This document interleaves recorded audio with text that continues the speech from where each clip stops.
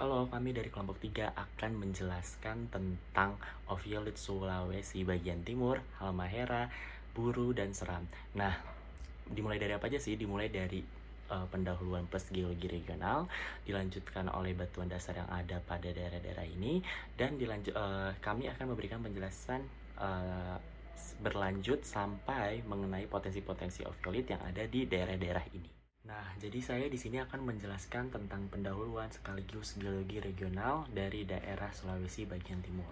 Nah, Sulawesi bagian timur ini merupakan suatu daerah yang dimana dia ini sebagai tempat pertemuan antara tiga lempeng yaitu Indo-Australia, Asia, dan Pasifik yang menghasilkan kumpulan kompleks kepulauan, cekungan marginal, fragmen benua, dan oviolit yang tercampur oleh pengaturan batas lempeng yang berulang di Indonesia bagian timur. Nah, Sulawesi bagian timur ini umumnya dibagi menjadi dua, yaitu sabuk metamorfik Sulawesi Tengah dan sabuk oviolit di Sulawesi bagian. Lalu ada kompleks oviolit. Kompleks oviolit itu apa sih? Kompleks oviolit adalah merupakan suatu segmen dari gerak samudra yang berimplikasi dan terdapat batuan sedimen yang umumnya berumur sekitar Trias sampai Miosen. Nah, batuan kompleks oviolit ini dan batuan sedimen pelagis yang ada di wilayah timur, wilayah lengan timur, dan wilayah bagian tenggara Pulau Sulawesi ini itu biasanya disebut sebagai sabuk oviolit Sulawesi bagian timur. Sabuk ini diketahui terdiri atas batuan-batuan yang bersifat mafik sampai ultramafik dan juga disertai oleh batuan sedimen pelagis dan batuan melange di antaranya. Nah, batuan ultramafik ini sangat dominan kita jumpai di daerah-daerah ini. Nah, sekuen oviolit yang lengkap biasanya itu dapat dijumpai di wilayah lengan timur yang mana meliputi batuan mafik dan ultramafik. Dan juga ada batuan seperti pilau lava, batuan sedimen pelagis yang didominasi oleh limestone laut, dan juga terdapat interkalasi rijang yang berlapis. Nah, setelah itu, berdasarkan data-data yang telah kita dapati juga berdasarkan data geokimianya, bahwa dari sabuk oviolit dari Sulawesi bagian timur ini diperkirakan asalnya itu dari Mid-Oceanic Ridge. Nah, setelah itu, Continental Terrain Sulawesi Tenggara atau the Southeast Sulawesi Continental Terrain ini telah menempati area yang luas di wilayah lengan tenggara Sulawesi. Namun, sabuk oviolit yang terbatas hanya pada bagian utara wilayah lengan tenggara Pulau Sulawesi. Nah, tak hanya itu, continental terrain ini disebut-sebut juga berbatasan langsung dengan sesar Lawanopo yang terletak di bagian timur laut, dan juga terdapat sesar Kolaka yang terletak di sebelah bagian barat daya. Nah, setelah itu, dataran ini diketahui telah dipisahkan oleh dataran Buton yang dipengaruhi oleh sesar mendatar. Nah, di bagian ujung timur terdapat deretan oviolit yang umurnya lebih tua. Setelah itu, continental terrain ini rupanya memiliki batuan dasar metamorf bertingkat rendah dan sedikit campuran aplitik pada komposisinya. Lalu terdapat juga karbonat klastik dengan sedikit campuran karbonat klastik yang memiliki umur sekitar Mesozoikum, dan terdapat limestone yang berumur sekitar Paleogen. Nah, setelah itu deretan sedimen klastik ini mencakup formasi Meluhu yang berada di akhir Triasik, sedangkan unit limestone ini yang ada pada daerah ini tuh mencakup pada formasi Tamborasi dan formasi Tampak. Saya di sini akan menjelaskan tentang geologi regional Halmahera. Nah, Halmahera ini tuh gimana sih bentukan geologi regionalnya tuh? Nah, berdasarkan peta geologi lembar Ternate, Maluku Utara, si fisiografi Halmahera ini terbagi menjadi 3 bagian utama, yaitu Mandala Halmahera Timur, Halmahera Barat, dan busur kepulauan Gunung Api Quarter. Nah, di Halmahera ini litologinya atau batuannya itu apa aja sih? Nah, batuan tertua di Halmahera bagian barat yaitu formasi Bacan yang terdiri atas breksi, lava, dan tuff bersusunan andesit dan basalt. Nah, setelah adanya pengendapan sejak Eosen akhir hingga Oligosen awal, kegiatan gunung api mulai terjadi dari Oligosen atas sampai Miosen bawah. Nah, batuan gunung api formasi Bacan ini tersebar luas di Mandala Halmahera Timur maupun di Mandala Halmahera Barat. Nah, setelah terjadinya rumpang dalam pengendapan selama Miosen bawah bagian atas, terbentuklah cekungan luas yang berkembang sejak Miosen atas sampai Pilosen. Lalu, pada cekungan ini juga diendapkan batu pasir berselingan napal dan tuff. tuf konglomerat dan batu gamping yang membentuk formasi Weda. Nah, setelah itu terjadinya pengangkatan yang terjadi pada zaman kuarter yang sebagaimana ditunjukkan oleh adanya batu gamping terumbu di daerah yang ada di pantai daerah lengan timur Halmahera. Nah, batuan sedimen dan karbonat kebanyakan berumur Miosen sampai Pliosen yang tersebar luas di mandala-mandala ini. Nah, kebanyakan sedimennya bersifat tufan. Selain itu, di utaranya ditemukan juga batuan-batuan gunung api kuarter yang masuk ke dalam formasi Kayasa yang terdiri atas batuan gunung api berupa lava, breksi, maupun aluvium endapan pantai. Nah, setelah itu aluviumnya ini tuh terdiri atas apa aja sih? Nah, terdiri atas lempung, lanau, pasir, maupun gravel. Nah, tak hanya itu nih Halmahera. Nah, si Halmahera ini juga memiliki struktur lipatan. Struktur lipatan berupa sinkline maupun antikin yang dijumpai pada formasi Weda tadi. Nah, formasi Weda ini yang kita telah ketahui ada struktur lipatan kan. Nah, struktur lipatan antiklin maupun sinklinnya ini berumur Miosen tengah sampai Pilosen awal. Si lipatan ini tuh memiliki sumbu kan. Nah, sumbu lipatannya ini berarah dari utara ke selatan, timur laut sampai barat daya, dan barat laut hingga tenggara. Nah, struktur sesar yang terdiri dari di Halmahera ini, jadi Halmahera ini juga punya sesar loh. Nah, sesar ini tuh terdiri atas sesar normal dan sesar naik. Umumnya berarah dari utara ke selatan hingga barat laut ke tenggara.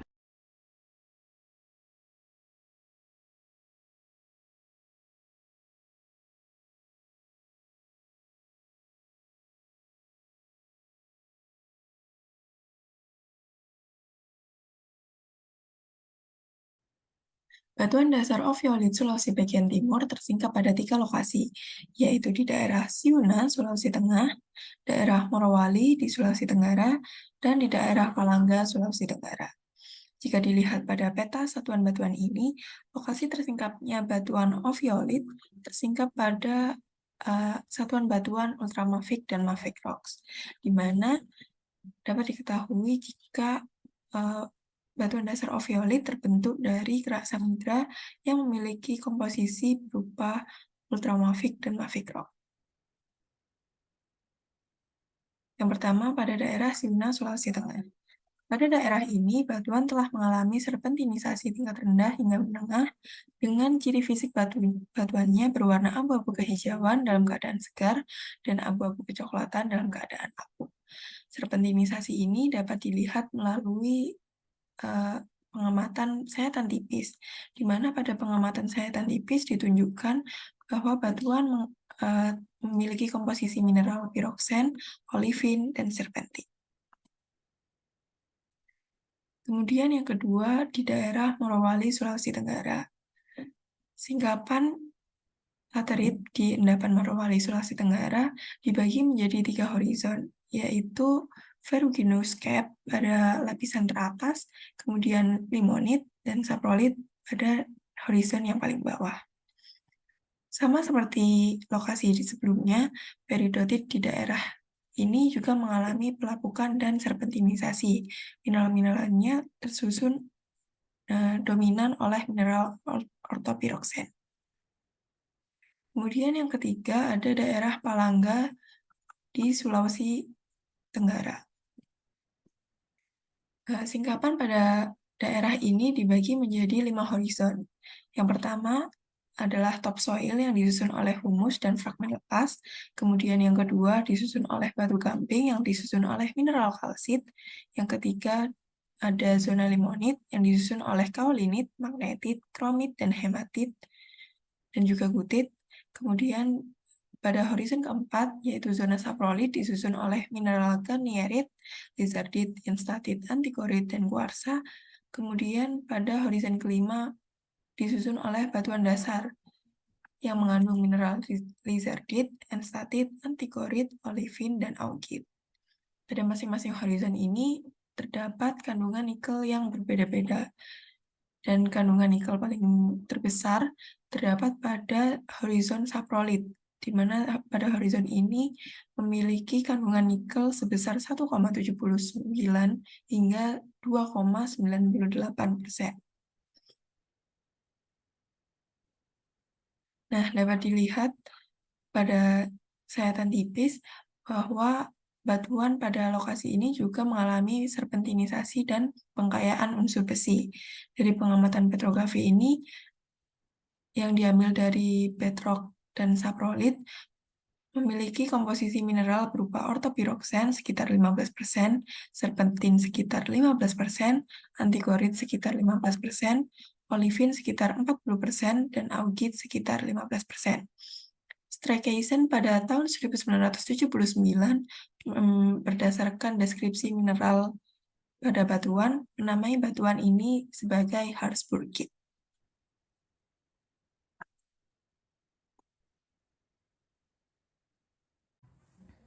Oke, selanjutnya kita akan membahas mengenai batuan dasar yang ada di Pulau Sulawesi bagian timur. Pada Pulau Sulawesi, kita akan melihat peta dari Pulau Sulawesi. Pada bagian kiri merupakan peta persebaran litologi, hasil dari modifikasi Hall and Wilson tahun 2000. Sementara peta yang sebelah kanan merupakan peta tektonika oleh Hall and Wilson juga pada tahun 2000. Kita akan meninjau dari segi litologi terlebih dahulu. Litologi dari Pulau Sulawesi, dominasi di situ ada warna pink yang menunjukkan adalah batuan gunung api. Namun demikian, warna pink dari batuan gunung api ini pada bagian utara dan bagian selatan bagian barat itu mengalami perbedaan dari keraknya.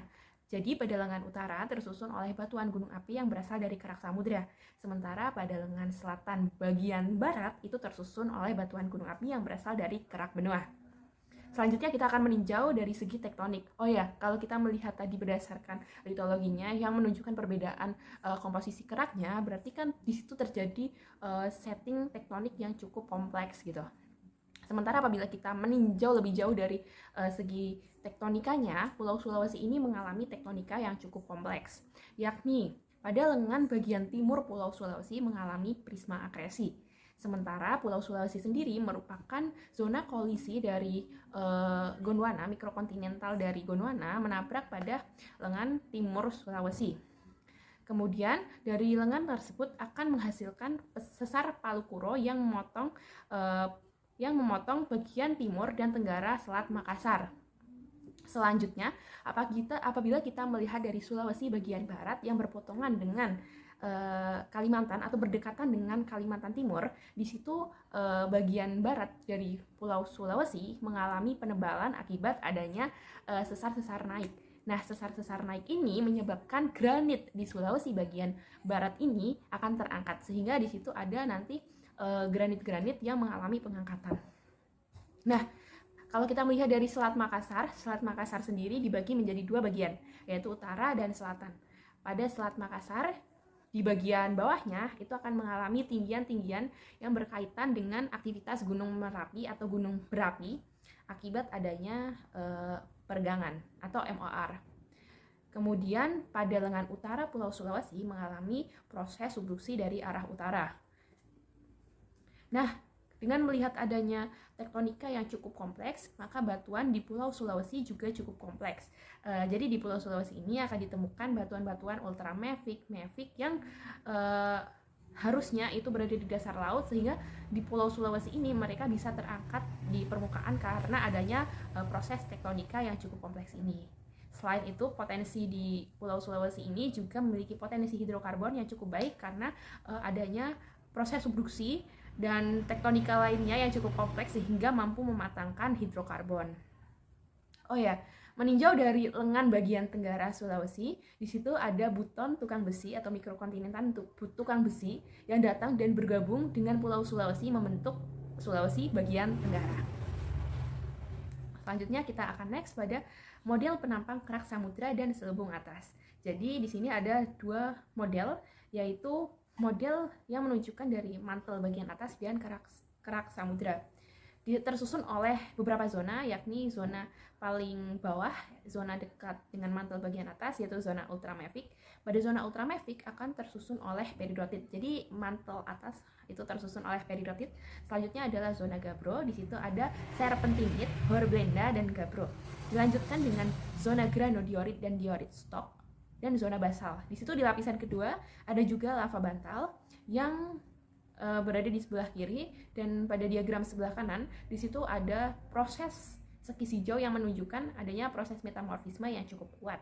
Dan di bagian atasnya akan ada mineral lempung yang menunjukkan hasil dari alterasi atau hasil dari weathering, dan bagian atasnya ada batuan yang tidak mengalami metamorfisme.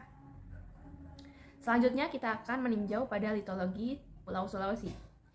Jadi Pulau Sulawesi ini cukup unik karena di situ ada ophiolite. Kompleks ophiolite adalah kompleks yang muncul apabila terjadi pengangkatan bawah samudra. Ophiolite Sulawesi Timur terbentang dari Sulawesi Timur hingga Sulawesi Tenggara, serta terdiri dari 2 satuan batuan, yakni sedimen neogen dan kuarter, dan yang kedua adalah batuan ultramafic dan mafic. Batuan dasar samudra dari Pulau Sulawesi yang muncul di permukaan antara lain adalah ultramafic rock. Sabuk ophiolite, apabila kita lihat di sebelah situ ada sabuk ophiolite. Sabuk ophiolite di Pulau Sulawesi tersusun oleh beberapa jenis litologi, antaranya adalah peridotite, pyroxenite minor, dan serpentinite di lengan tenggara. Nah, cikal batuan-batuan dari sabuk ophiolite ini yang merupakan cikal bakal dari adanya potensi nikel laterit di Pulau Sulawesi. Lalu apa saja sih komposisi dari sabuk ophiolite? Sabuk ophiolite ini tersusun oleh 70% peridotite yang terdiri dari larzolite, harrisburgite, dan sesekali adanya dunite. Meninjau dari penelitian yang dilakukan oleh Kadarusman et al. Tahun 2004. Sementara komposisi peridotite, seperti yang sudah dibahas di depan, bahwasanya peridotite itu adalah material penyusun dari mantel atas. Di situ tersusun oleh olivin dan pyroxen. Sementara mineral aksesorisnya berupa plagiaulas, horblenda, biotite, dan garnet menurut penelitian dari William dan kawan-kawan tahun 1954. Nah, berikut adalah umur yang ditemukan setelah dilakukan dating berdasarkan data geokimia. Disimpulkan bahwasanya umur-umur di Pulau Sulawesi ini memiliki umur kapur akhir hingga oligosen akhir berdasarkan penelitian yang dilakukan oleh Mubroto tahun 1988 dikecualikan. Selanjutnya kita akan membahas mengenai petrogenesa yang ada di Pulau Sulawesi. Jadi menurut penelitian yang dilakukan oleh Chan tahun 1970, urutan batuan kerak samudra karena Sulawesi ini unik dan mengalami pengangkatan yaitu adanya ophiolite. Jadi batuan-batuan di Sulawesi ini secara stratigrafi tersusun oleh peridotite pada bagian paling bawah, disusul oleh gabbro dan serpentinite, kemudian ada lava bantal, sekis hijau, dan mineral lempung. Sementara berdasarkan data geokimia, menurut Surono dan Soekarno tahun 1995, disimpulkan bahwasanya Sulawesi bagian timur, yakni pada sabuk ophiolite, berasal dari Mid-Oceanic Ridge. Nah, namun demikian ada studi terbaru mengenai ophiolite yang dilakukan oleh Kadarusman dan kawan-kawan tahun 2004 yang menyimpulkan bahwasanya ophiolite terbentuk di Mid-Oceanic Ridge dan dataran tinggi samudra. Jadi, menurut penelitian terbaru bahwasanya ophiolite tidak hanya terbentuk di MOR saja, namun bisa saja terbentuk di MOR dan dataran tinggi samudra. Nah, bab mengenai ophiolite akan dibahas lebih lanjut pada bagian selanjutnya. Kemudian, di sini adalah lokasi batuan-batuan yang tersingkap di Pulau Sulawesi. Yang pertama adalah di daerah Palangga, Sulawesi Tenggara.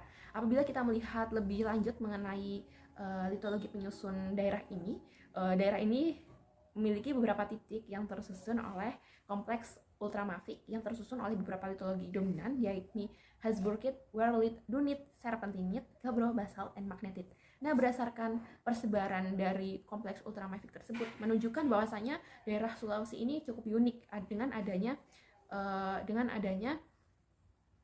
litologi yang merupakan penciri dari kompleks ophiolite. Ini merupakan daerah Palangga di Sulawesi Tenggara. Ada pun skematik ilustrasi endapan di daerah Palangga. Selanjutnya, ini adalah hasil dari analisis petrografi. Dihasilkan bahwasanya bedrocknya adalah peridotite dan pada saprolit memiliki komposisi pyroxen yaitu ortopyroxen, serpentin, antigorit, olivin, augite, dan beberapa mineral penciri dari ultramafic. Nah, dari secara mineralogi saja sudah terlihat bahwasanya secara mineralogi batuan-batuan di Pulau Sulawesi, yakni pada batuan dasarnya tersusun oleh mineral yang dia menyusun ultramafic rock. Selanjutnya adalah wilayah yang tersingkap di daerah Morowali, Sulawesi Tenggara. Nah, pada daerah Morowali, Sulawesi Tenggara terdapat banyak sekali laterit yang kaya akan nikel. Jadi di situ adalah nikel laterit sebagai komoditas tambang utamanya yang berkembang dari batuan dasar. Berdasarkan penambangan tersebut, ada pun 3 horizon yang menjadi dari strata penampangnya, yakni saprolit, limonit, dan tudung ferruginous. Peridotit di daerah penelitian mengalami pelapukan dan serpentinisasi. Ortopiroksen merupakan mineral yang dominan.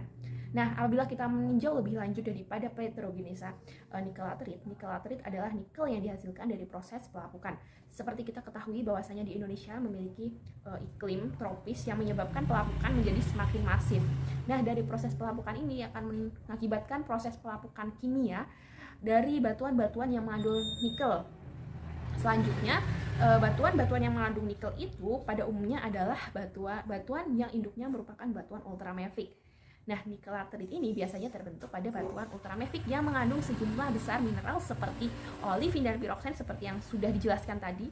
Nah, Sulawesi ini merupakan wilayah yang memiliki batuan ultramafic cukup tinggi sehingga dapat menghasilkan nikelaterit yang dihasilkan dari proses pelapukan. Selain itu, dari hasil pelapukan, erosi dan drainase dari Sulawesi itu sendiri mendukung adanya akumulasi dari pelapukan-pelapukan yang terjadi sehingga nikelateritnya akan terakumulasi di beberapa tempat dan menjadi komoditas yang cukup baik dan berpotensi. Nah, selanjutnya kita akan meninjau dari daerah ketiga dari lokasi yang tersingkap, batuan tersingkap di Pulau Sulawesi, yakni daerah Siguna, Kecamatan Pagimana, Kabupaten Banggai, Sulawesi Tengah. Di situ lokasi penelitiannya ada di kotak hitam di bagian tengah. Nah, selanjutnya adalah batuan tersingkap. Jadi di sini ada penampakan singkapan peridotit yang terserpentinisasi dengan sayatan tipisnya. Di bagian bawah itu ada sayatan tipisnya yang menunjukkan komposisi mineral piroksen, olivin, dan serpentin. Nah, ketiga mineral itu merupakan mineral-mineral penyusun dari kompleks oviolit. Nah, secara fisik pada daerah ini mengalami proses serpentinisasi dengan tingkat rendah hingga menengah. Nah, setelah memahami tektonik setting dari Pulau Seram, kita dapat memahami pembentukan oviolit dari Pulau Seram yang berhubungan dengan pola tektonik tersebut. Nah, oviolit Seram memiliki kesamaan dengan oviolit yang ada di Ambon, di mana batuan ini terbentuk selama Miocen awal pada sebuah cekungan transtensif kecil yang berumur pendek, yakni sekitar 10 juta tahun. Nah, oviolit sebagian besar tersingkap di bagian barat Pulau Seram, yakni pada kelompok Kaibobo, dan sedangkan batuan ultrabasa ditemukan di bagian tengah dan timur pulau. Nah, proses pembentukan oviolit dan tersingkapnya batuan ultrabasa ini di Pulau Seram kemungkinan disebabkan oleh dua proses, yakni yang pertama oleh obduksi Laut Banda yang dibuktikan dengan melimpahnya singkapan peridotit di Pulau Ambon yang terletak di sebelah selatan pulau, serta ada pula yang menyebutkan bahwa batuan ini tersingkap dan terbentuk karena pemekaran paparan benua pada masa Miocen awal hingga Miocen tengah, yakni di antara lempeng Australia dan mikroblok Buru Seram. Nah, di sebelah kanan atas dapat terlihat pola dinamika tektonik yang menyebabkan tersingkapnya batuan metamorfik dan oviolit di Pulau Seram, yakni dimulai dari Permian hingga Pleistosen. Dimulai dengan penebalan tektonik, kemudian penipisan tektonik yang menyebabkan continental breakup dan terbentuk continental basement yang stabil dan diikuti oleh obduksi dari batuan ultramafic atau material ultramafic yang panas, dan diikuti pula dengan thrusting yang intens dan pemutaran kerak yang berlawanan dengan arah jarum jam. Kemudian diikuti oleh subsidence atau pendalaman karena adanya pengangkatan yang cepat. Nah, pendalaman ini yang akan mengendapkan sedimen-sedimen yang menghasilkan reservoir.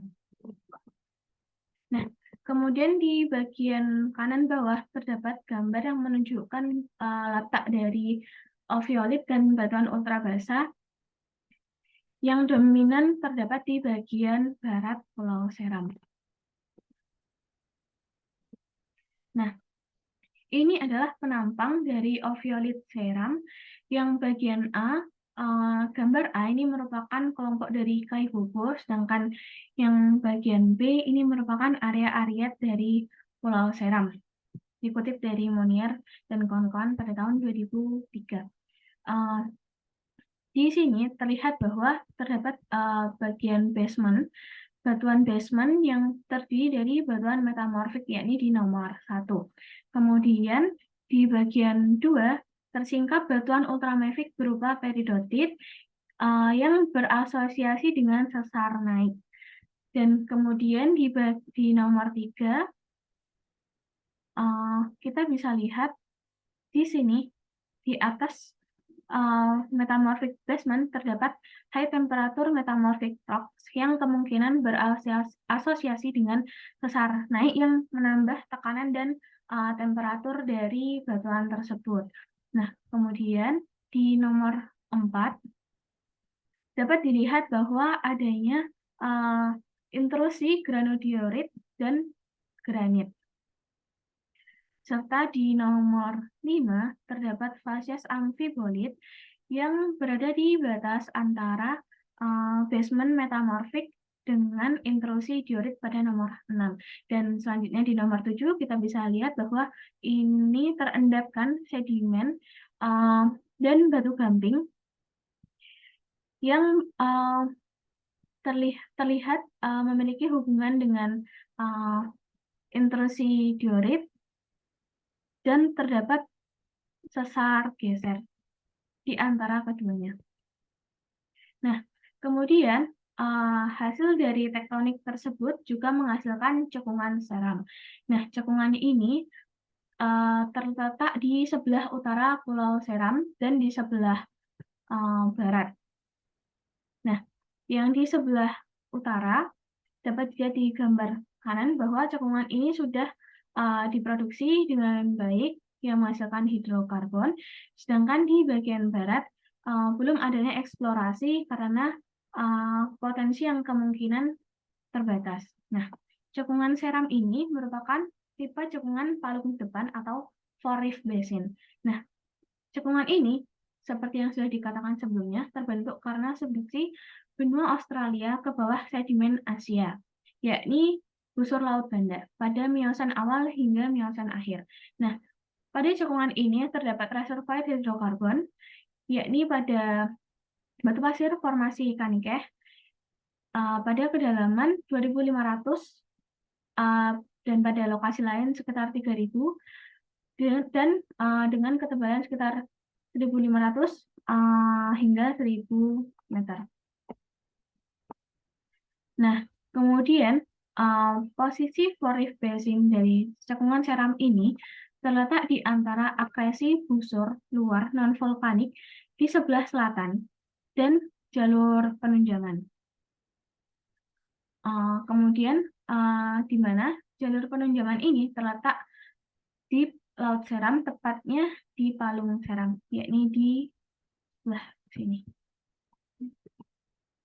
Nah, dan ini merupakan model dari cekungan seram dari Hill 2023. Nah, di sini terlihat adanya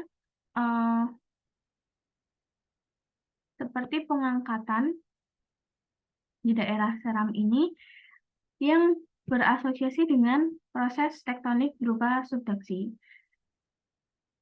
Nah, di sini terdapat batu pasir Kanikeh, formasi Kanikeh, sedangkan di atasnya terdapat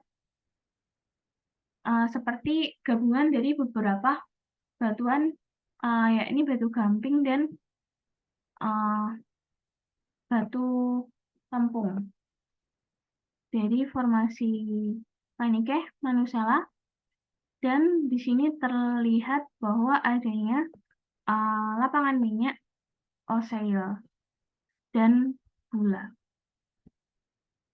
Nah, cekungan seram ini terisi oleh runtuhan batuan hasil obduksi antara kerak samudra dari Laut Banda, yakni di sebelah southwest, dengan kerak benua yang berjenis granitik yang kemudian tersingkap.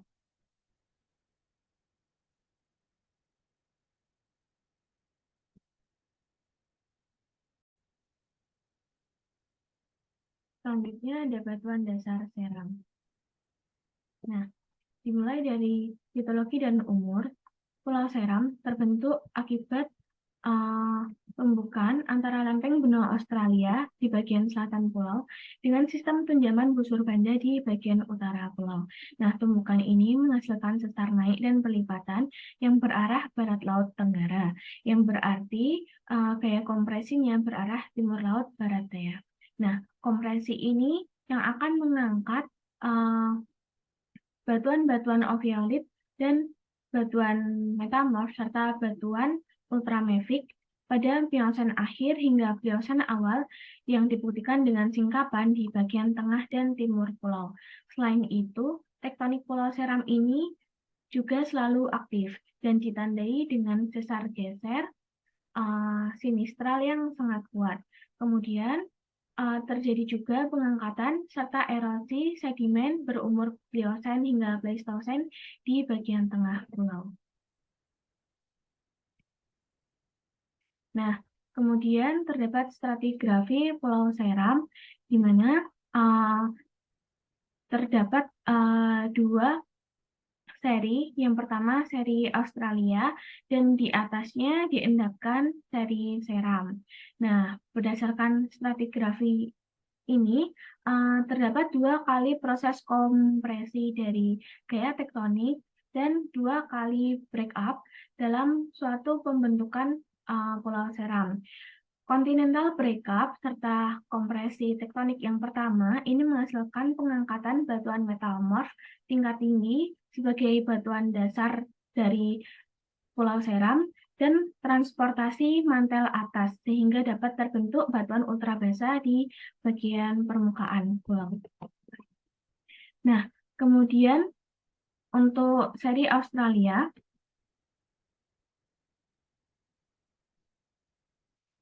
ini tersusun atas batuan dasar yang paling tua, yakni terdiri dari batuan metamorf derajat tinggi hingga rendah yang berumur Permian, yang tersingkap karena pensesaran naik dan geser tadi. Nah, batuan metamorf ini termasuk ke dalam kompleks Kopipoto yang paling bawah, dan di atasnya terendapkan kompleks Tahunusa, dan di atas kompleks Tahunusa ini terdapat formasi Tehoru, dan di atasnya yang paling muda adalah formasi Saku. Nah, kemudian di atas batuan dasar ini terendapkan secara tidak selaras batu-batu sedimen dan batu gamping yang termasuk ke dalam formasi Kanikeh, formasi Manusela, formasi Saman-Saman yang berhubungan saling menjari. Dan ketiga formasi ini secara umum berumur Trias akhir hingga Jura tengah. Nah, selanjutnya di atas batuan sedimen terendapkan secara tidak selaras batu serpih di lingkungan neritik, yakni batu serpih Kola yang berumur Jura akhir.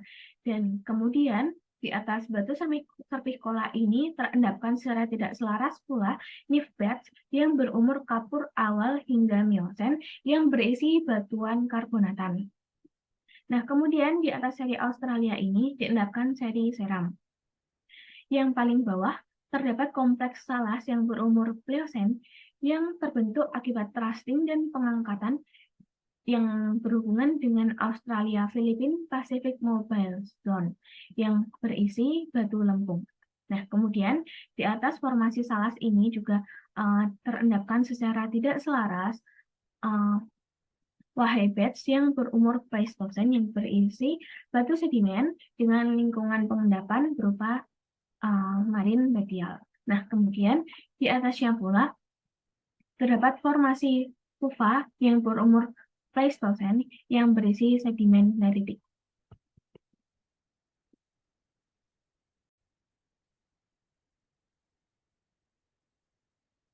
Baik, selanjutnya adalah setting tektonik seram pada struktur di bawah permukaan pulau seram, gambar 1 dan gambar 2. Ungkapkan adanya karakteristik utama sesar naik dan lipatan.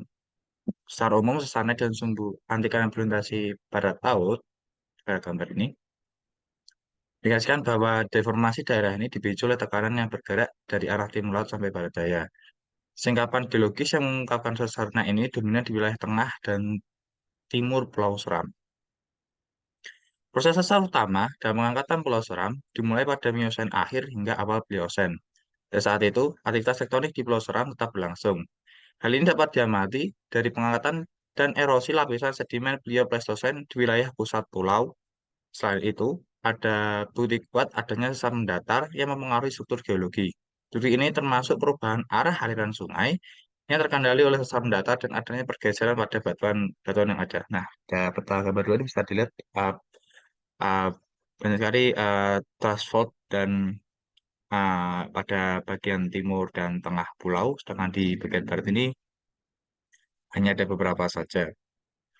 Nah, di kanan pulau ini, di timur pulau ini merupakan bagian dari Seram Series dan Australian Series, sedangkan di barat pulau ini juga malah dominannya dari alluvium.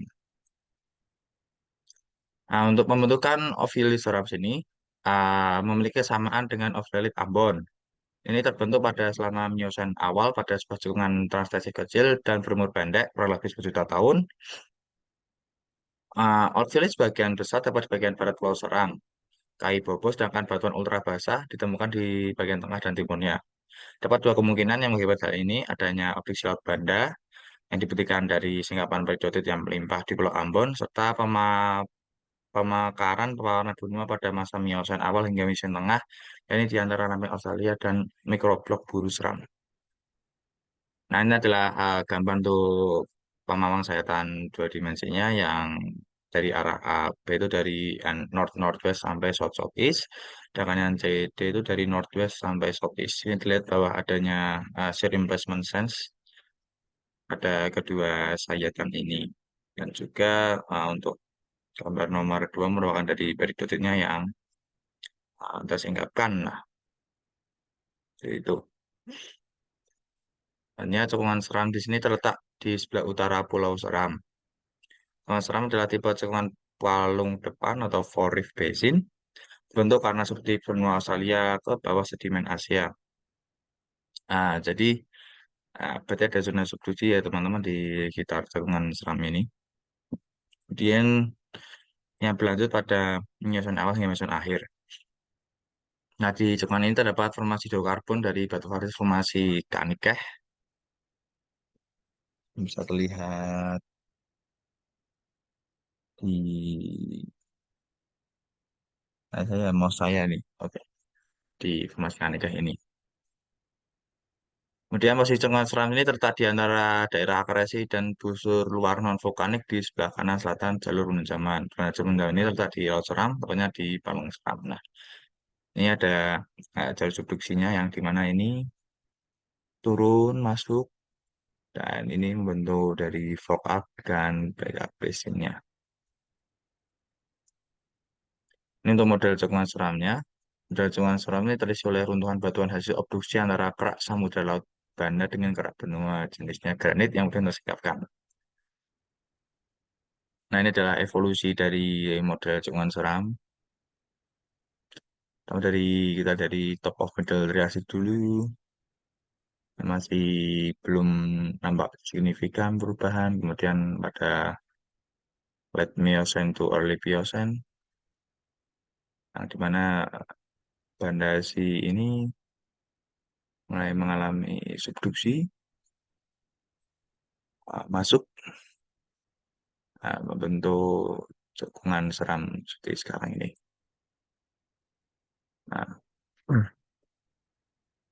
Nah, ini lokasi tersiapnya Ophiolite tadi.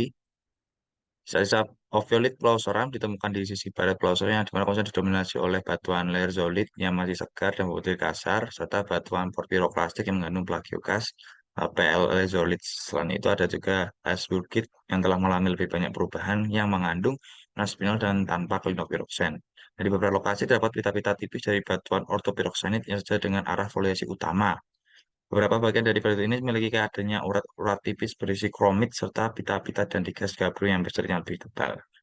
Jadi yang tadi itu menjelaskan secara general saja dan ini kami jelaskan secara lebih detail batuan-batuan apa yang tersingkapkan di bagian barat. Kemudian untuk petrogenesis sulfide seram, data petrografis menggambarkan berbagai jenis batuan ultramafik dengan berbagai tekstur dan tingkat potensiasi. Plagiolazurite dan hasil KCS komposisi yang berbeda. Plagioklas lazurite mengandung banyak olivin, sedangkan Habsburgite KSCPS juga kaya olivin tetapi dengan sedikit lebih banyak plagioklasnya. Sedangkan Habsburgite berbasis CPS memiliki tekstur porfiroklastik. Websterite adalah batuan yang sedikit mengalami alterasi dengan tekstur isogranular hingga melanitik, mengandung olivin, ortopiroksen, klinopiroksen, plagios, dan terdapat ada sedikit spinalnya. Gabbro segar hingga sedikit mengalami alterasi dengan berbagai tekstur, termasuk mesokumulat dan tekstur akumulat hingga pegmatitik. Kemudian ada lava berkisar dari sangat segar hingga mengalami alterasi dan memiliki tekstur berbeda dengan fenokris, plagioklas, klinopiroksen, dan amfibol primer. Analisis mineral menunjukkan bahwa komposisi olivin bervariasi dengan peningkatan kadar Mg dari lezolit plagioklas ke Habsburgite kaya klinopiroksen. Namun komposisi ortopiroksen dan spinal tidak memiliki pola yang sama, menunjukkan bahwa plagioklas setelah terbentuknya Habsburgite yang bebas GPX atau tidak mengandung GPX. Sekian, terima kasih.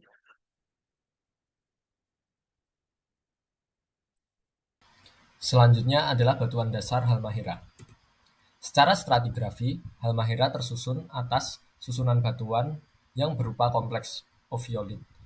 Nah, kompleks ophiolite ini memiliki usia Jura hingga Eosen dan mengalami kontak secara tidak selaras dengan batuan sedimen, batuan karbonat, dan batuan vulkanik yang berada di atasnya.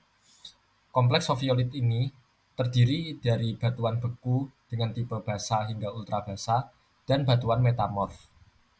Contoh batuan yang menyusun kompleks ophiolite di Halmahera ini adalah Habsburgite, Lazurite, Piroksenite, Peridotite, dan batuan metamorf yang berupa serpentinit dan blueskis. Ini adalah peta sebaran batuan di Halmahera. Apandi dan Sudana membagi Halmahera menjadi 3 cakupan wilayah, yakni wilayah 1 yang dinamakan Mandala Halmahera Timur, wilayah 2 yang dinamakan Mandala Halmahera Barat, dan wilayah 3 yang dinamakan Busur Kepulauan Gunung Api Kuarter. Nah, ophiolite sendiri terdapat di wilayah 1, yakni bagian timur Halmahera atau Mandala Halmahera Timur. Ophiolite di Halmahera tersebut, di Halmahera Timur itu berbatasan langsung dengan aluvial, batu gamping, basalt, dan andesit. Selanjutnya ada genesa. Untuk mengetahui genesa dari ophiolite Halmahera, kita harus mengetahui jenis ophiolitnya terlebih dahulu. Dillek dan Funes membaginya menjadi 3 jenis, yakni ophiolite subduction related, ophiolite subduction unrelated, dan subduction plum. Di Halmahera sendiri ditemukan tipe subduction related karena adanya intrusi plutonik pada ophiolite. Di bagian kanan ini adalah gambaran dari mekanisme pembentukan ophiolite. Di sini kita bisa melihat ophiolite subduction related ini terbentuk karena adanya proses subduksi rollback, di mana subduksi rollback ini menyebabkan kerak samudra yang tidak menunjam mengalami peregangan yang akhirnya terputus. Nah, saat kerak samudra yang tidak mengalami penunjaman ini terputus, ini akan mendorong panas dari bawah, tekanan dari bawah untuk mendorong magma ke atas.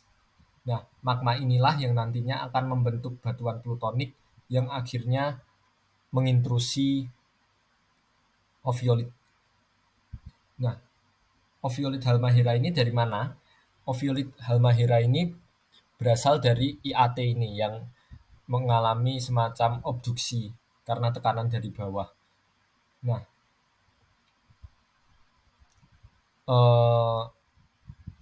tekanan dari bawah ini seperti yang saya jelaskan tadi, nantinya akan mengintrusi dari IAT ini yang nantinya kita ketahui itu sebagai oviolit yang berada di Halmahera yang mengalami intrusi plutonik.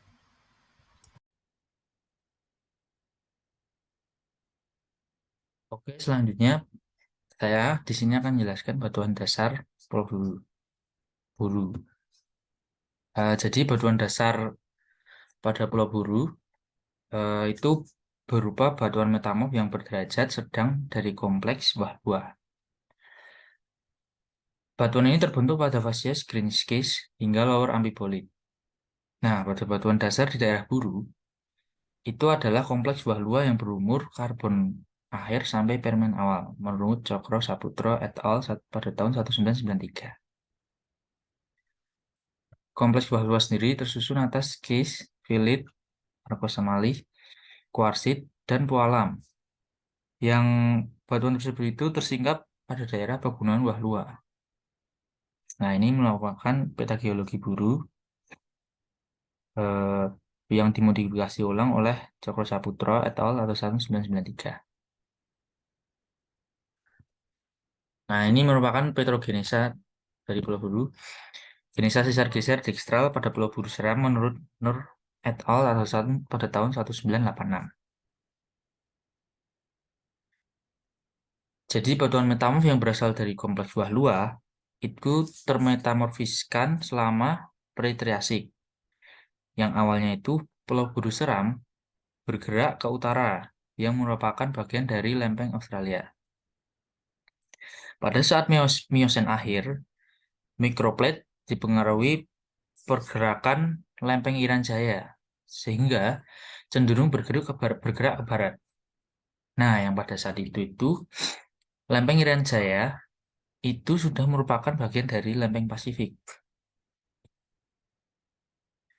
Pulau Buru Seram terdorong oleh pergerakan lempeng Irian Jaya.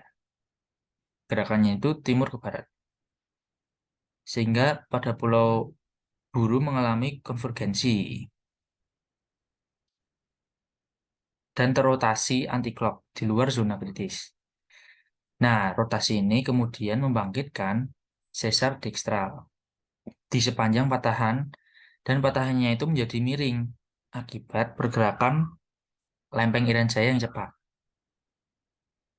Sesar dekstral tadi itu arahnya northwest southeast, kemudian membentuk offset pada kompleks Shear-Greaves dan Pilonitz menurut Aldi Carles et al. Pada tahun 1979. Nah, ini tadi.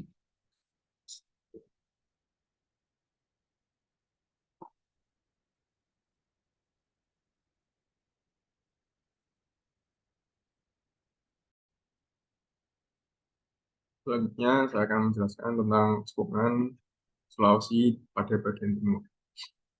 Dari proses tektonik yang telah terjadi pada Indonesia bagian timur, dihasilkan cekungan sedimen yang nantinya dapat menjadi potensi minyak dan gas bumi. Cekungan yang terdapat pada Indonesia bagian timur, terutama Sulawesi di bagian timur, antara lain adalah cekungan Banggai, 1, 2 cekungan Selat Bangka, dan 3 cekungan Monoton. Cekungan Banggai. Cekungan Banggai yang ditempati oleh blok Matindok terletak pada tangan timur Sulawesi yang mencakup daerah dataran dan lepas pantai barat daya Kota Ruwo. Secara geologi, Tangan Timur Sulawesi ditafsirkan sebagai daerah tumbukan antara mikrokontinen Banggai Sula dengan busur vulkanik lengan barat Sulawesi. Tumbukan itu terjadi akibat pergerakan ke arah barat dari mikrokontinen Banggai Sula sepanjang patahan Sula hingga Sorong. Tumbukan yang terjadi di cekungan Banggai terjadi setelah kala Miocene akhir yang ditandai dengan endapan pratumbukan, formasi Minahaki, dan anggota Mentawa yang berumur Miocene tengah hingga Miocene akhir. Struktur geologi yang mendominasi kawasan ini adalah sesar naik dan sesar mendatar, yang merupakan karakteristik dari struktur zona oviolit. Sejarah geologi cekungan Banggai dimulai pada kala Eocene akhir, diawali dengan adanya transgresi regional yang kemudian diikuti dengan pengendapan awal dari bagian bawah batuan karbonat formasi Tomori pada Oligocene awal. Oke, cekungan Selat Bangka. Selat Bangka itu merupakan salah satu cekungan yang masih dalam proses eksplorasi. Hasil pengolahan sementara dari data akuisisi seismik 2 dimensi wilayah Selat Bangka pada lintasan 1008 berupa hasil root stack on-board processing dan preliminary post-stack time migration atau biasa disingkat POTM, memperlihatkan hadirnya batuan sedimen berumur Mesozoikum telah mengalami kompresional menghasilkan struktur pelipatan setelah fase penurunan permukaan. Hasil ini masih membutuhkan penelitian lebih lanjut, namun untuk sementara waktu diduga memiliki cadangan migas seperti lapangan migas di sekitarnya. Cekungan Muna Buton. Wilayah Buton merupakan bagian dari fragmen mikrokontinen yang diantaranya terdiri dari Pulau Buton, Pulau Muna, dan Pulau Tukang Besi yang saling berhubungan dan mempengaruhi ketika terjadi kolisi di antaranya. Berdasarkan Davidson, tahun 1991 terdapat beberapa event tektonik yang mempengaruhi konfigurasi struktur geologi di Pulau Buton. Di antaranya Rift, Drift, kolisi neogen dengan dominasi struktur geologi yang terbentuk pada kolisi paling akhir. Pada fase rifting diawali dengan pertumbuhan sesar ekstensional dan subsidence regional, kemudian membentuk rangkaian blok turun dalam sistem half graben yang disertai pula dengan pengangkatan erosi dan vulkanisme lokal pada wilayah sekitarnya. Fase drifting menyebabkan terpisahnya mikrokontinen dari kontinen utama dan mendukung terjadinya subsidence secara regional pada Pulau Buton. Kolisi mencapai titik maksimal pada Miocene tengah, menghasilkan pengangkatan dan sesar naik lokal. Namun kolisi pertama ini tidak mempengaruhi Buton Utara sampai dengan Miocene tengah.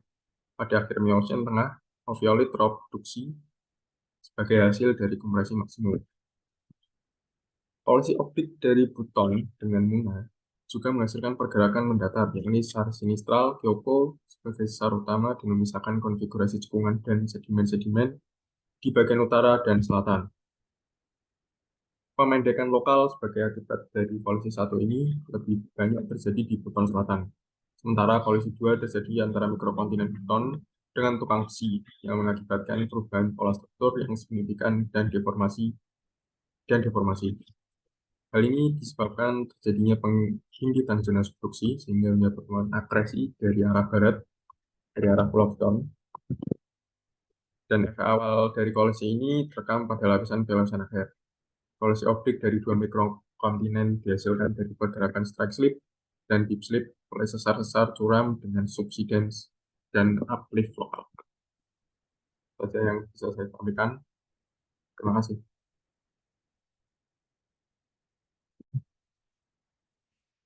Yang berikutnya adalah cekungan Halmahera.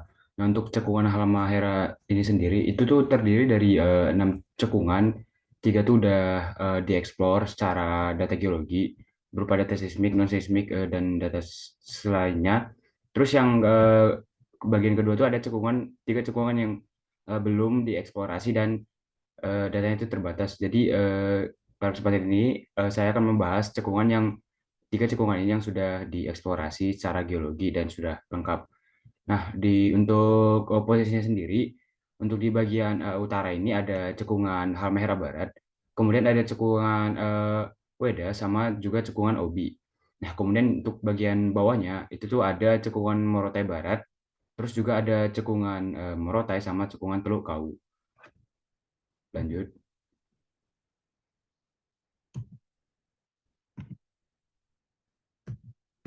Nah, di sini tuh ada cekungan Halmahera Barat.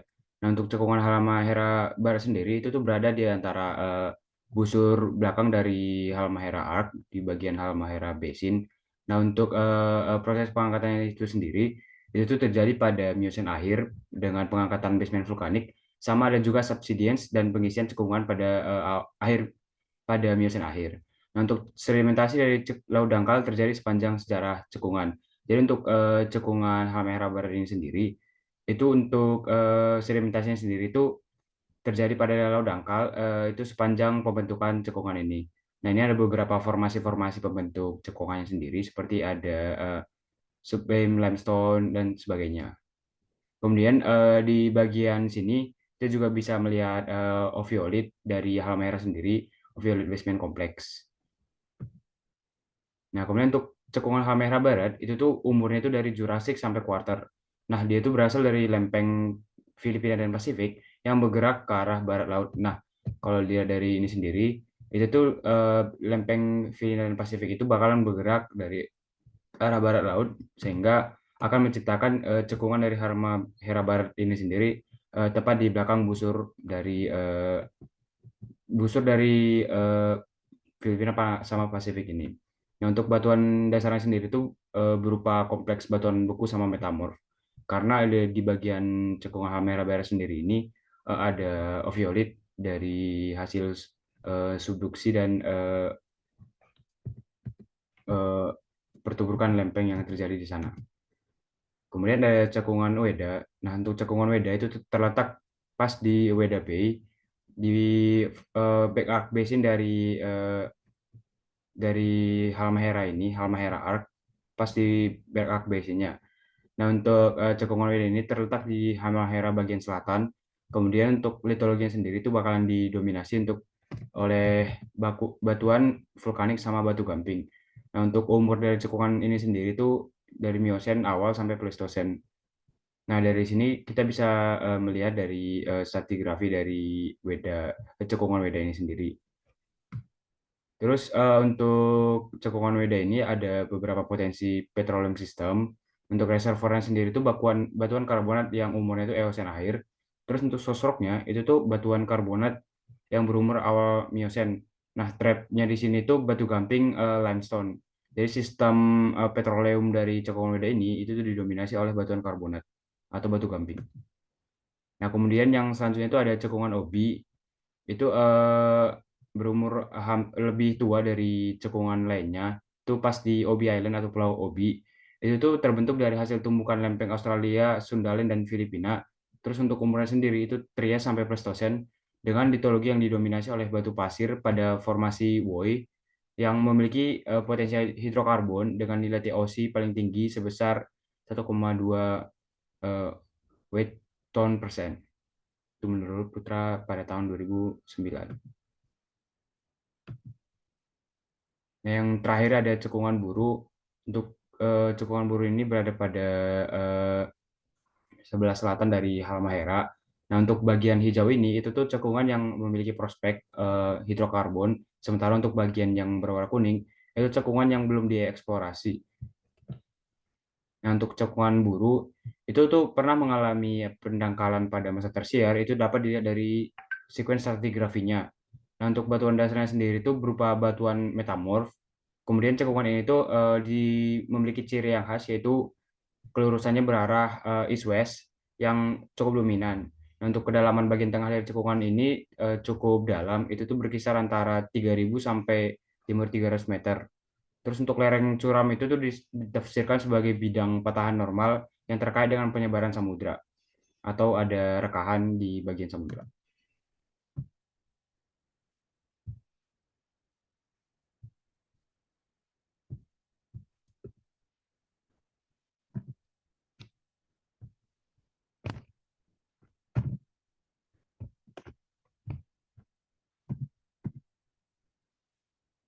Oke, Untuk selanjutnya, di sini saya akan menjelaskan tentang cekungan yang berada di Pulau Buru.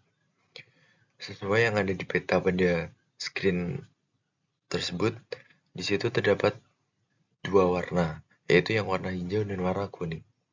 Untuk yang warna hijau, itu merupakan cekungan yang berprospek, berada di tengah-tengah dari Pulau Buru. Sedangkan yang berada di samping-sampingnya, yaitu yang berwarna kuning, itu merupakan cekungan yang belum dieksplorasi.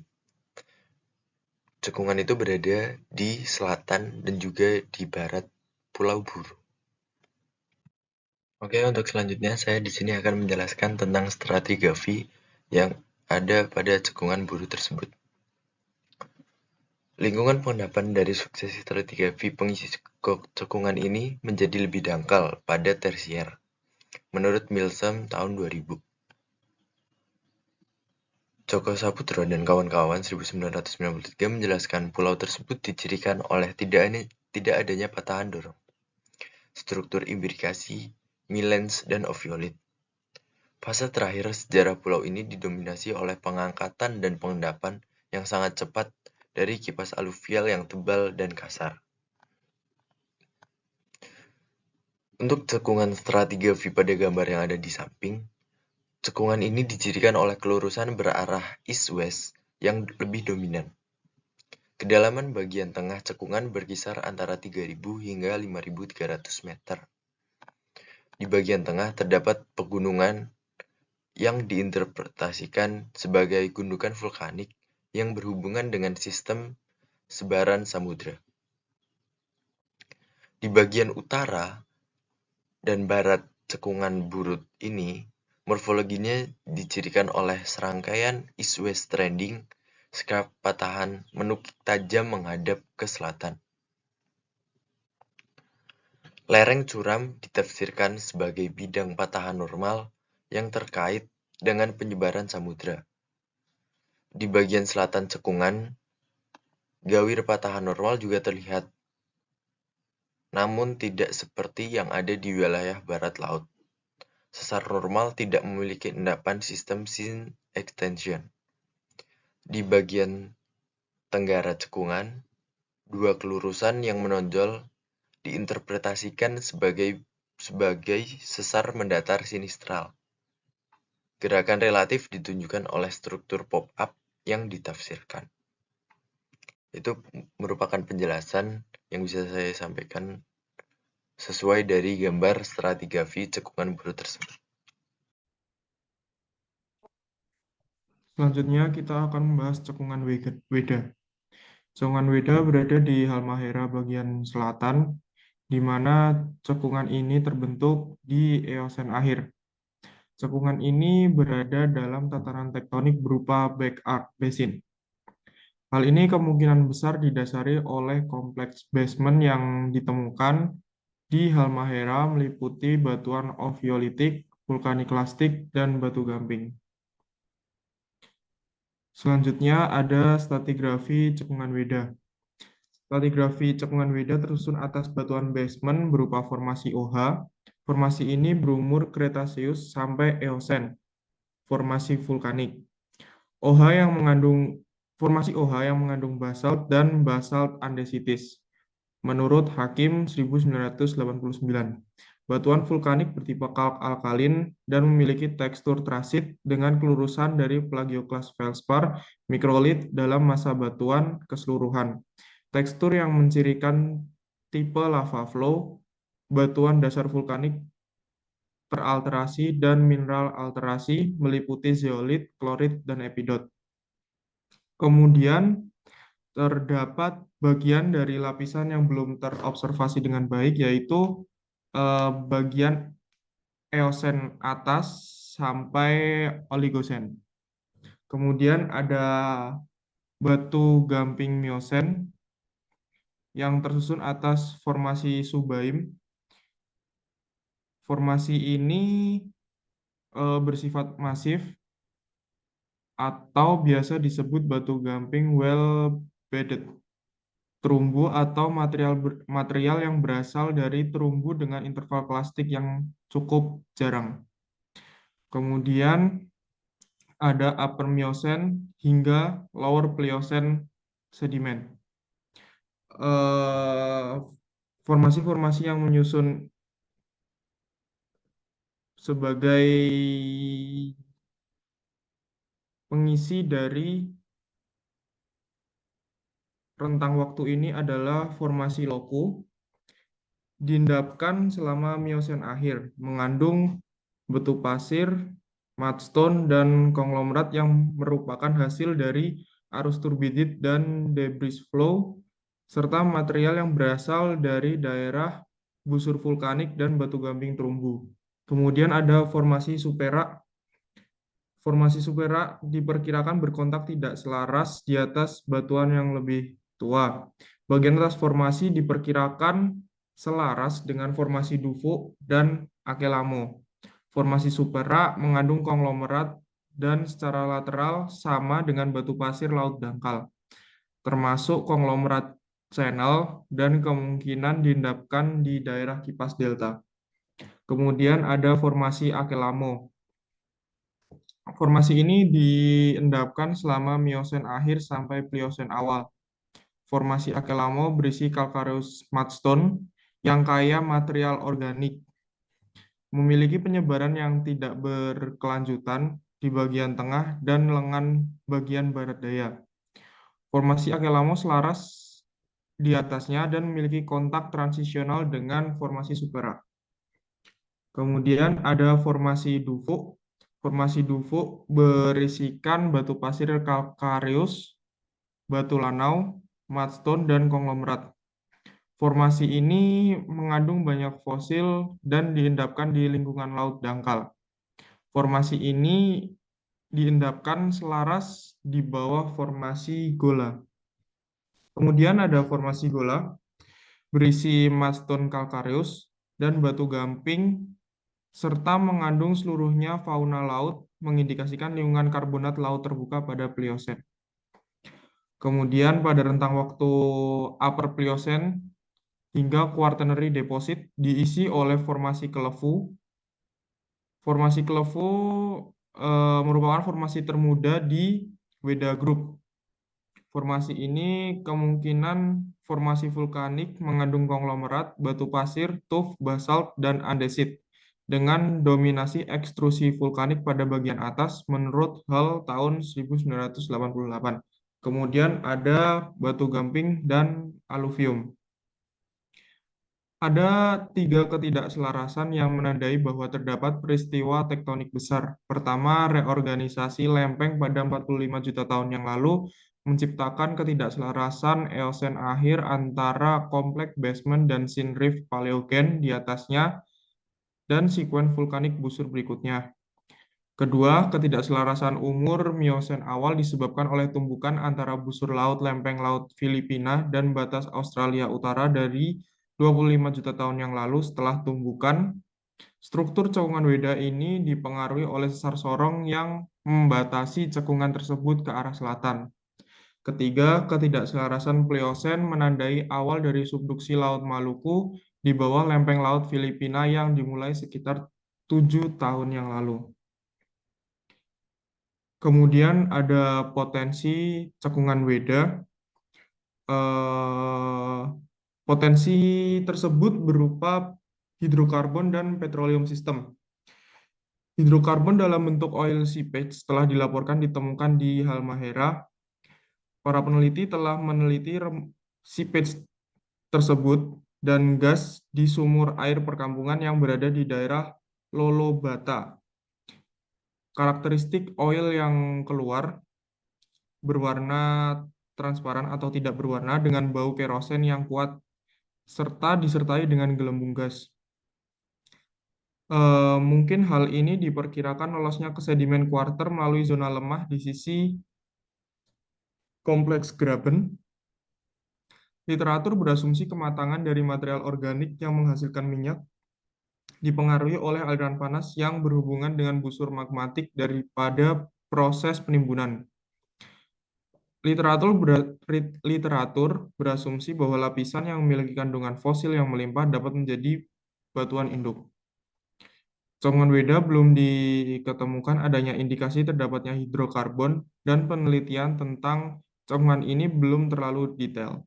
Namun ada beberapa komponen yang memungkinkan berperan sebagai petroleum system. Yang pertama ada source rock. Source rock kemungkinan diperkirakan adalah formasi subaim karena adanya material organik yang potensial. Formasi subaim ini berupa batuan karbonat yang berumur Miosen awal.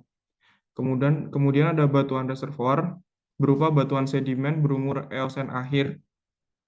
Diperkirakan yang memiliki potensi menjadi reservoir adalah formasi Loku dan Supra. Kemudian trap atau jebakan pada cekungan Weda diperkirakan sebagai struktur antiklin dan sesar.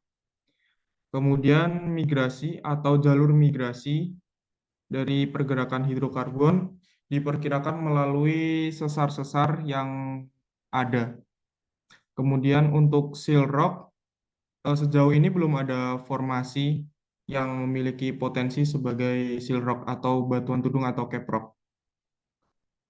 Sekian, terima kasih.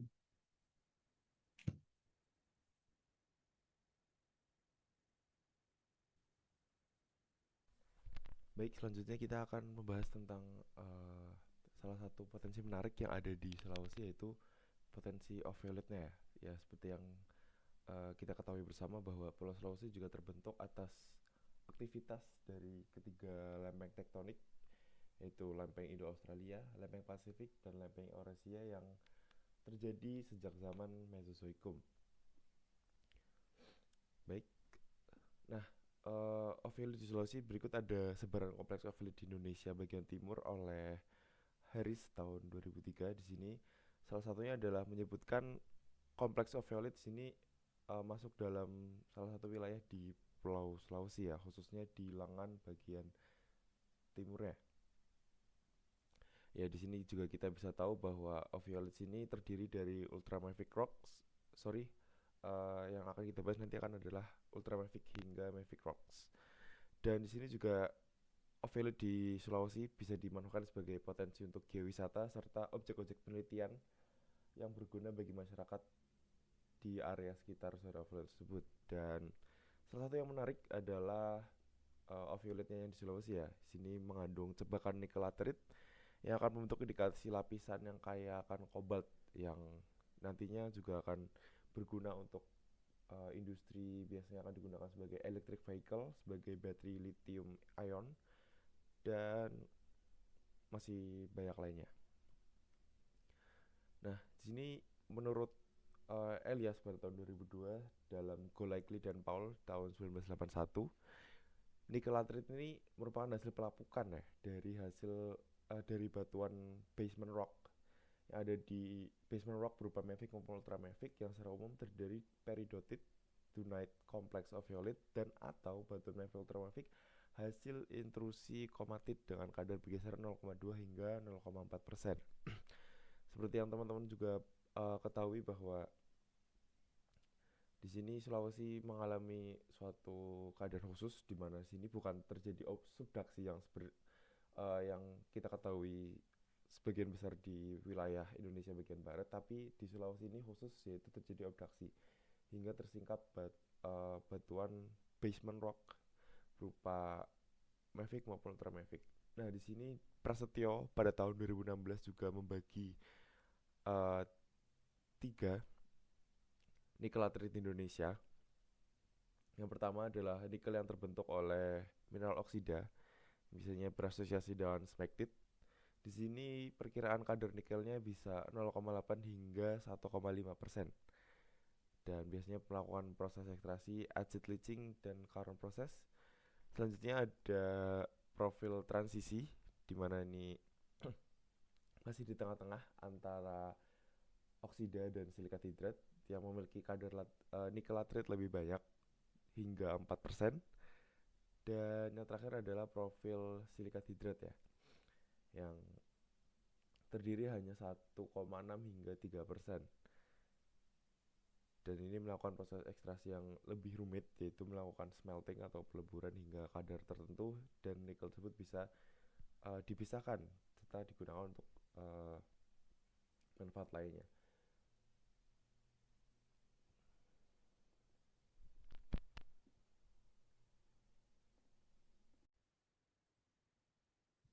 Baik, selanjutnya ada kesimpulan sebagai penutup presentasi kali ini. Untuk kesimpulannya sendiri di sini dari data-data yang kami kumpulkan dapat disimpulkan dan dipersingkat lagi terkait pembentukan Pulau Sulawesi. Jadi dari data yang kami kumpulkan dapat ditarik beberapa kesimpulan yang didapatkan kalau Pulau Sulawesi terbentuk dari Ophioid Sulawesi bagian timur, Halmahera, Buru, dan juga Seram. Setiap segmen tersebut menjadikan banyak keunikan dan potensi geologi yang dimiliki Sulawesi. Yang pertama kita bahas adalah Sulawesi bagian timur. Dari geologi regional sendiri, pertemuan antar 3 lempeng Indo-Australia, Pasifik, dan Asia menghasilkan kumpulan kompleks kepulauan, cekungan marginal, fragmen benua, dan ophiolit yang tercampur oleh pengaturan batas lempeng yang berulang di Indonesia bagian timur.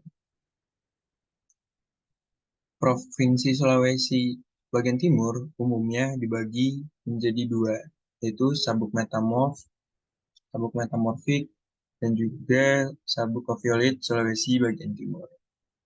Untuk batuan dasarnya sendiri, Pulau Sulawesi bagian timur umumnya dibagi menjadi 2, dari sabuk metamorfik Sulawesi Tengah dan sabuk ophiolit Sulawesi bagian timur. Sabuk ini diketahui terdiri dari batuan-batuan mafik dan ultramafik, dan juga disertai dengan batuan sedimen pelagis dan terdapat beberapa melange di beberapa tempat. Batuan ultramafik ini sangat dominan di wilayah lengan tenggara. Untuk sekuen ophiolit yang lengkap dapat dijumpai di wilayah lengan timur yang mana meliputi batuan mafik dan juga ultramafik, pilau lava, dan batuan-batuan sedimen pelagis yang didominasi oleh limestone laut dalam, dan juga terdapat interkalasi rijang yang berlapis. Untuk umurnya sendiri, lajur ophiolit Sulawesi Timur itu berumur kapur akhir sampai oligosen akhir. Dan juga bahwa ophiolit yang terbentuk itu baik di mid-ocean ridge dan dataran tinggi samudra. Untuk tektoniknya sendiri, Pulau Sulawesi dapat dibagi menjadi 5 periode tektonik, yaitu tektonik ekstensional, mesozoikum, tunjaman kapur, tunjaman paleogen, tumbukan neogen, dan tunjaman ganda kuarter. Dan terdapat cekungan di Sulawesi bagian timur, yaitu ada cekungan Banggai, cekungan Kendari, Manui, Salabangka, dan juga Munabuton. Selanjutnya, lanjut ke bagian Halmahera. Untuk geologi regional sendiri, berdasarkan peta geologi lembar Ternate, Maluku Utara yang diterbitkan oleh Pusat Penelitian dan Pengembangan Geologi Bandung, fisiografi Pulau Halmahera dibagi menjadi 3 bagian utama, yaitu Mandala Halmahera Timur, Halmahera Barat, dan Busur Kepulauan Gunung Api Kuarter. Batuan tertua di Halmahera bagian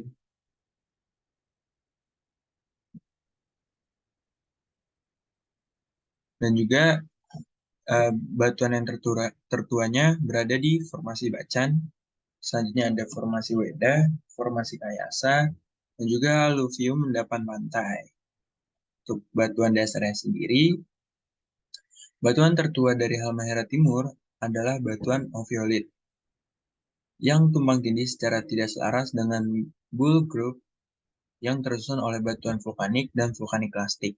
Halmahera memiliki kompleks batuan dasar atau kompleks ophiolit yang berumur pre-late Cretaceous berupa batuan beku ultrabasa dan batuan metamorf. Batuan ultrabasa yang berada pada basement rock adalah serpentinite yang umumnya dijumpai pada zona-zona patahan. Selain itu, ditemukan pula Harzburgit dan Lerzolit yang menjadi ciri khas mantel atau dari suatu ophiolit. Untuk umurnya sendiri, itu berada di kisaran Oligosen akhir sampai Miosen akhir. Dan tatanan tektonik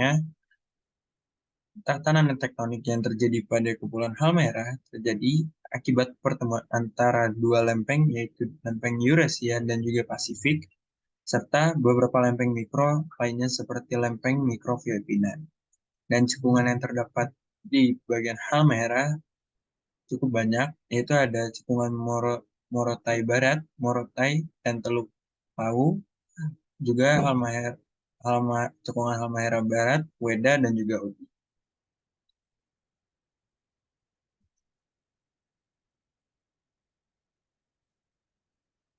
Selanjutnya, di bagian buru, untuk geologi regional sendiri, satuan litostratigrafi Pulau Buru disusun oleh kelompok batuan malihan pratersier, kelompok Trias, kelompok Jura, kelompok Oligosen, kelompok Miosen, kelompok Pliocene, batuan gunung api Ambalau, dan kelompok Pleistocene sampai Holocene.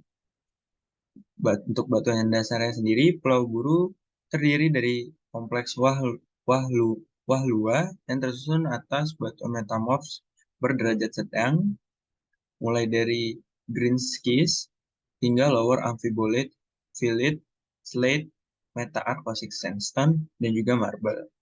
Kompleks Wahlua tersebar luas pada bagian timur dari Pulau Buru. Secara geologi, Pulau Buru adalah bagian terluar dari busur banda yang non-vulkanik. Untuk umurnya sendiri, yang ditemukan batuan dasar berupa batuan metamorf tersebut diperkirakan berumur karbon akhir sampai Permian awal. Untuk tatanan tektoniknya antara Pulau Buru dan juga Seram itu memiliki kesamaan, yaitu merupakan daerah atau lokasi zona penunjaman lempeng Pasifik terhadap lempeng Indo-Australia dan orientasi penunjaman yaitu selatan barat daya. Dan juga untuk cekungan yang terdapat di Pulau Buru hanya ada cekungan Buru. Untuk yang terakhir di Pulau Seram, geologi regionalnya, kelompok batuan sedimen tertua di Pulau Seram adalah formasi Kanike dan juga formasi Manusela. Batuan tertua yang menyusun batuan dasar Pulau Seram merupakan batuan kompleks dari Taunusa dan kompleks Tehoru yang berumur Permian hingga endapan aluvial yang merupakan satuan termuda di daerah ini. Untuk batuan dasarnya sendiri, litologi pada Pulau Seram terdiri atas batuan silisiklastik yang menindih secara tidak selaras, yang menindih secara tidak selaras batuan metamorf. Terdapat 9 litofasies yang berada di Pulau Seram, yaitu litofasies batu pasir konglomeratan, litofasies batu pasir lapisan silang siur, litofasies batu pasir bioturbasi, litofasies batu pasir karbonatan, litofasies batu pasir bergelombang, litofasies batu pasir Fleischer, litofasies batu pasir laminasi sejajar, litofasies batu lumpur lentikuler, dan juga litofasies batu lumpur berlapis. Untuk umurnya sendiri, diperkirakan formasi Kanike tersusun atas persaingan batu pasir dan serpih yang berumur Trias akhir sampai Jura bawah. Untuk tektoniknya, Pulau Seram dan juga Pulau Buru itu sama-sama merupakan daerah atau lokasi zona penunjaman lempeng Pasifik terhadap lempeng Indo-Australia dengan orientasi penunjaman itu berarah selatan barat daya. Untuk cekungannya sendiri di Pulau Seram tidak ditemukan adanya cekungan.